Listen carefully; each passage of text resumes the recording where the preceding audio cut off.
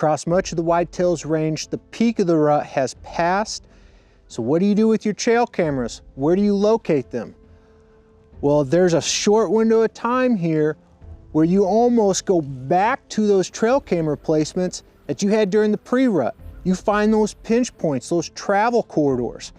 Remember, the pre-rut, leading up to that pre-rut, every day there's more and more receptive does until you get to the peak of the rut.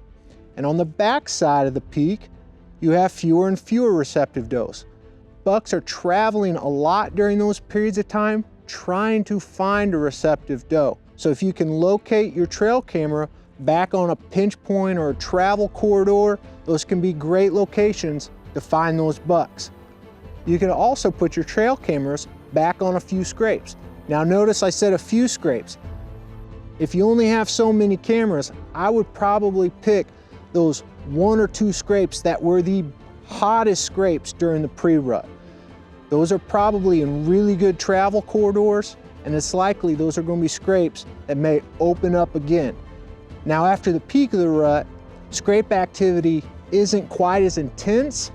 You may not see as much of the ground portion open on that scrape, but they still could be coming in and working that overhanging limb.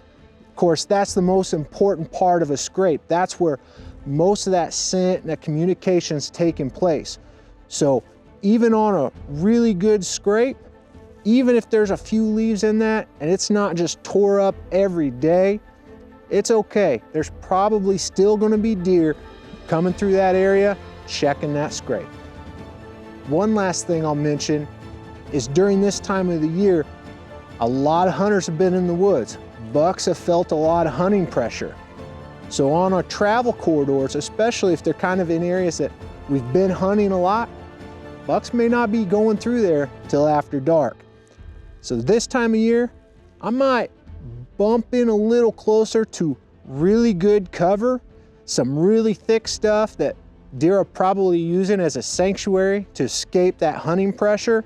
Get in close and you'll probably see bucks a bit more active during shooting light, and that can give you some really good information about maybe where you need to adjust your hunting location and slide in to that better cover.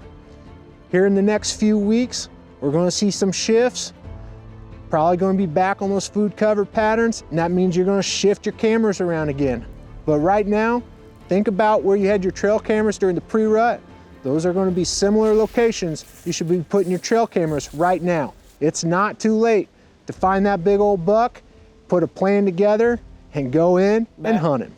Hey, I hope you're able to get outside this week and enjoy creation, but no matter what, make sure you slow down, listen to the Creator and the purpose He has for your life. Thanks for watching Growing Deer.